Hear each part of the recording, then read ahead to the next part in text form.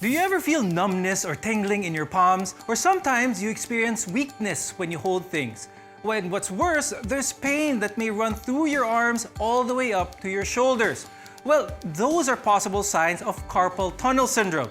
Why does it happen? How can you avoid it? And what are the different ways in order to treat this condition? We'll have the answers for you right here on MedTalk Health Talk. I'm Dr. Freddy Gomez, and we're glad you can join us right here on CNN Philippines.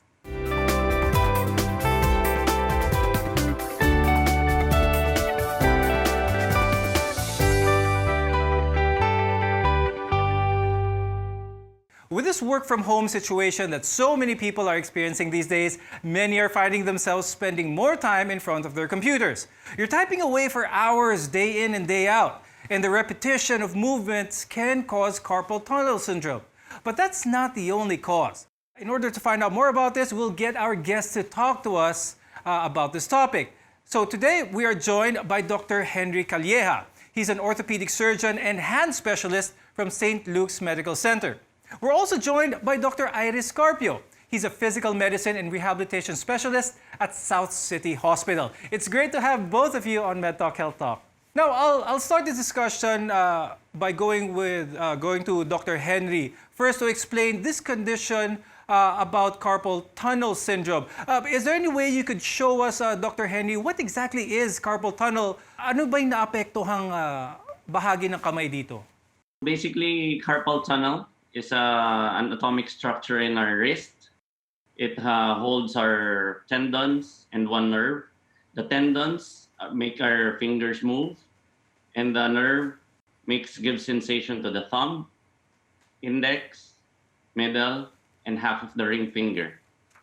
So with carpal tunnel, there's increased pressure within that tunnel, causing numbness of the fingers, decreased hand function, you'll feel swollen in the fingers, you'd have weakness of grip, eventually you'll have pain at night, nocturnal numbness, paresthesias, yung parang tusok-tusok na sinasabi, and then eventually it will be progressive throughout the day and making you less functional within the workplace and eventually giving you much discomfort in the hand.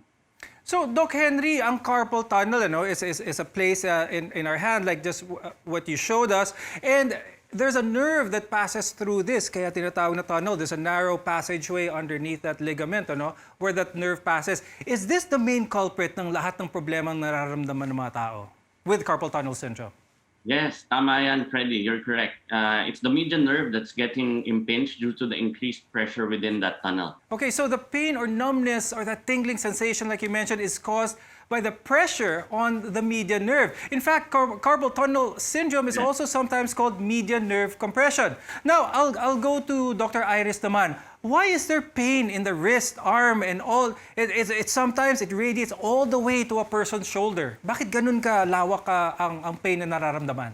Well, it depends. If the real problem is in the carpal tunnel, most of the time the pain is isolated to the hand. Pero if you're saying median compartment or median compression syndrome, there are points along the neck na pwedeng makompress up to the forearm. Pero kung carpal tunnel specifically, that only involves the median nerve at the carpal tunnel.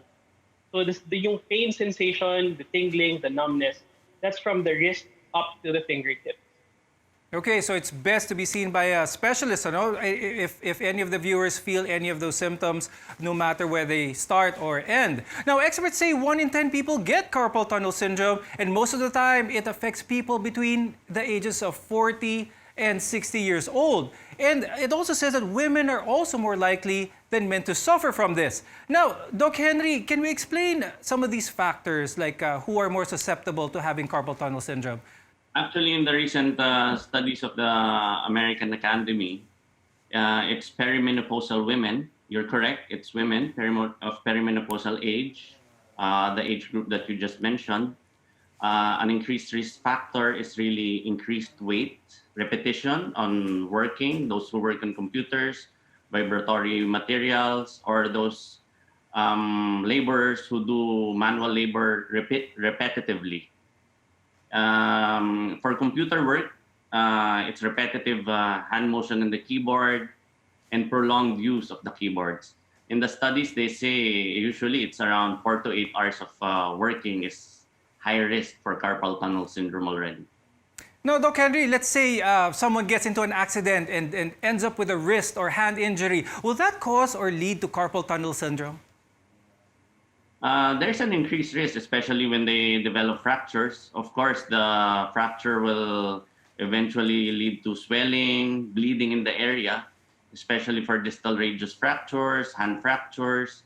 The eventual bleeding and swelling of the area would increase the pressure within the carpal tunnel, leading into compression again of the median nerve. Dr. Iris, ano po ba ang ibang mga trabaho or routine activities that can cause this condition? Kasi one of the risk factors was mentioned is itong repetitive movements. So anong mga trabaho ang at risk para sa mga repetitive movements na ito? Yung common example for carpal tunnel syndrome associated with work is vibratory injury, like yung construction workers with operating jackhammers. You also have, in the advent of increasing numbers of call center institutions, no? So dumadami din yung carpal tunnel injury or carpal tunnel syndrome in that specific group of people. Any work that involves repetitive flexion extension ng wrist can give you a higher risk of developing carpal tunnel syndrome. If that's the case, itong mga nasa trabaho that involves a lot of typing, is there an ideal way that we can type or one that we should avoid doing so we don't end up having carpal tunnel syndrome? Well, ideally, the setup should be 90 degrees yung elbow. The wrist is rested on the table. If you can, lift it from time to time. But the most important thing to reduce the chance of developing carpal tunnel syndrome is to break the habit. Make sure to have rest in between. Like every 15 minutes, just get up from the chair and stretch your wrist, stretch your back, stretch your neck. Can we talk about how the mildest symptoms that one may feel with carpal tunnel syndrome and ano yung time frame? I know it's dependent on how repetitive the movement is, but roughly from the mildest, slightest symptom to when it becomes really bad. At first, carpal tunnel presents as mainly numbness of the fingers, specifically the thumb, index, middle, and half of the ring finger. And then decreased hand function. You'll have some patients report weakness of grip. Sasabihin nila sa inyo, nakakabitaw na sila ng mga gamit, nakakahulog. And then eventually, they'll develop nocturnal numbness or yung sumasakit sa gabi or nagmamanhid sa gabi, nagtutusok sa gabi. This is MedTalk Health Talk, your partner in healthcare. How do doctors test for carpal tunnel syndrome and what are your treatment options? More after this short break. Please stay with us.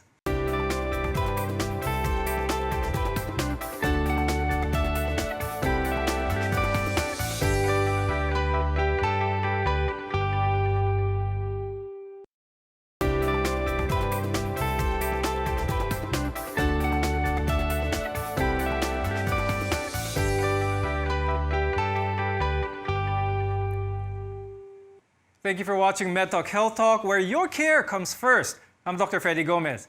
Now that we know the symptoms of carpal tunnel, the pain, the numbness, and the challenge of holding on to something, let's discuss how one gets tested for this condition. Doc Henry, can you take us through the process of being tested for carpal tunnel syndrome? Basically, carpal tunnel is tested with the history of the patient, when the patient reports numbness, tingling of the fingers. And then eventually, when we're in doubt, we send the patient to an EMG NCV. It's a nerve test that will confirm the diagnosis of carpal tunnel. But basically, carpal tunnel can be diagnosed in the clinic. Okay, that's good to know. And here's our advice to you, our viewers. If you have these symptoms, please go see an orthopedic surgeon or a hand specialist. Because here's the thing. First, we want to manage the pain. And more importantly, we don't want this condition to get any worse. Now, Dr. Iris, how soon should someone see a doctor when it comes to these symptoms of carpal tunnel? And how quickly does this condition deteriorate? The best thing to think about it is if you let it run for a long time, let's say it becomes chronic, it's more difficult to treat. So the earlier you see a doctor, the earlier it's diagnosed and treated, that's already a plus point for you. It won't turn into wrist, night pains, or immobility or hindi na kayo makahawak talaga ng paso. So the earlier, the better. Now, there are different ways naman to treat carpal tunnel syndrome, and it all depends on the severity of the condition. Let's start with someone who has mild carpal tunnel syndrome. Let's use that as an example, because we usually see people or someone with mild carpal tunnel syndrome wearing a brace while working. Doc Henry, what does this brace do, or how can it help? The brace, the splints help because with carpal tunnel, the symptoms are worse with the wrist flexion or extension. Basically, the brace maintains our wrist in a neutral position, ensuring the good flow of the nerve to the fingers, so that decreased symptoms and resting the wrist and hand ensures decreased swelling in the hand also.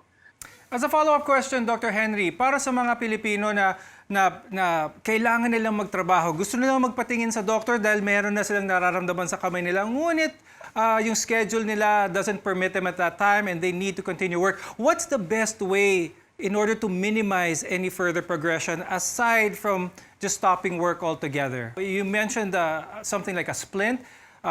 Is this the best way for them to go about their work and try to minimize the symptoms? What is key is really frequent rests. For me, I advise my patients hourly. They stand up, take a break, stretch the wrist, move about, and then go back to work. As I said earlier, prolonged work and continuous work is not good. So frequent rests, but I tell my patients not to rest too long, because it's counterproductive to their work. But frequent rest, maybe every hour. One association of carpal tunnel is really increased weight and decreased activity. Or sedentary persons develop carpal tunnel because they increase weight. And then one good advice is to exercise. Now, for medication naman, what pain medications are usually prescribed? And also, of course, hindi naman pwede na laging nakadepende tayo sa medication. My question, therefore, is for Dr. Iris. At what point do we stop and say, these pain meds, hindi na pwede itong mag-continue? Parang when is it too much already na kailangan ng patingin to, hindi lang puro gamot? So if you look at the studies on medications in carpal tunnel syndrome, medicines like ibuprofen and all the rest, they don't really help at all. So if you go back to the guidelines, there are 3 ways to treat carpal tunnel with the best evidence. That's surgery, splinting, and steroid injection. Now, Doc Iris, are there any types of exercises or rehab work that can be done at home that can help with this condition? Yeah, it's called tendon gliding and sliding exercises. So basically, you just close your fist, extend it slowly, flex it again, and then you just flex it 90-degree angle to the MCT point. Or you can also do stretching like this. You pull the index finger, all the fingers to full extension, including the wrist, and hold it for 20 seconds, and then repeat it maybe 3 times a day. Okay, that's some good exercise tips, ano? But in some cases, surgery naman is the only option. And we'd like to know about this, Dr. Henry. Ano? What happens during surgery, and how long would it take in order for one to undergo this whole process, including the recovery period? Could you take us through what it's like to undergo surgery for carpal tunnel? But before surgery, usually it's advised to do a steroid injection. And if the tendon glides and the stretching exercise don't work, steroid injection doesn't work, we end up with surgery. We offer surgery to the patient. With surgery, basically the tunnel, it's opened up in the palm. For the contents of the carpal tunnel, as I said earlier, there's increased pressure in the tunnel. When you open up the tunnel, the pressure in the median nerve is alleviated and decreased, reducing the symptoms of the median nerve. In my practice, mostly I do it local anesthesia. The procedure would take around 20 to 30 minutes. Still ahead on Med Talk Health Talk, prevention of carpal tunnel syndrome. There are steps as well as exercises for this. We'll talk all about these after the break. Stay with us.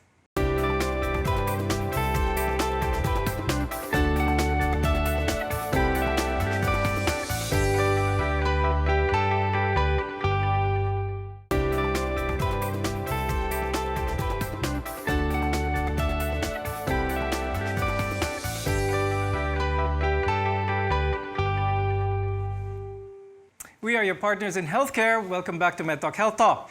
Carpal tunnel syndrome can be a painful condition in the hand and the wrist, and in some cases, the pain is felt in your upper back as well as your shoulders. However, it can be prevented. Dr. Henry, could you tell us many ways on how we could prevent this condition from happening or from getting worse? For prevention of carpal tunnel, as mentioned earlier, it's really, since it's due to repetitive motions, I really advise frequent rests. And yun sinabi na stretching kanina, I really advocate that. Extend your hand and pull your fingers, maybe 15 seconds every time you rest. And then for those who are overweight, exercise. For those who are with regular, who have maintained their weight, it's still good to exercise to decrease carpal tunnel because there are some factors that still cause carpal tunnel that are unmodifiable, like if you're a perimenopausal woman, if you have diabetes, thyroid, or some inflammatory conditions in your hand, those are difficult to combat. So exercise would still be good, stretching, and then frequent rests. And then once there are symptoms, it's ideal to consult your friendly hand surgeon in your area.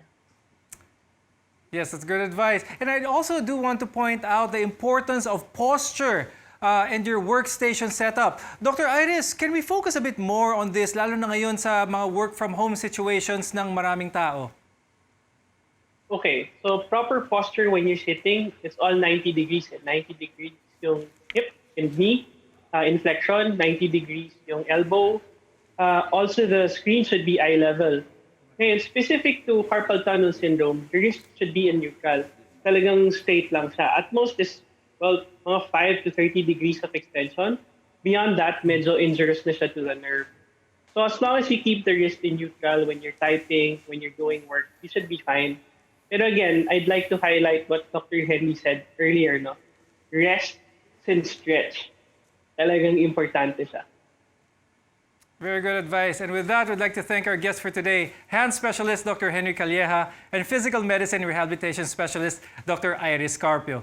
We hope this was a helpful discussion and we're together with you in health here on MedTalk Health Talk. I'm Dr. Freddy Gomez. Have a good day.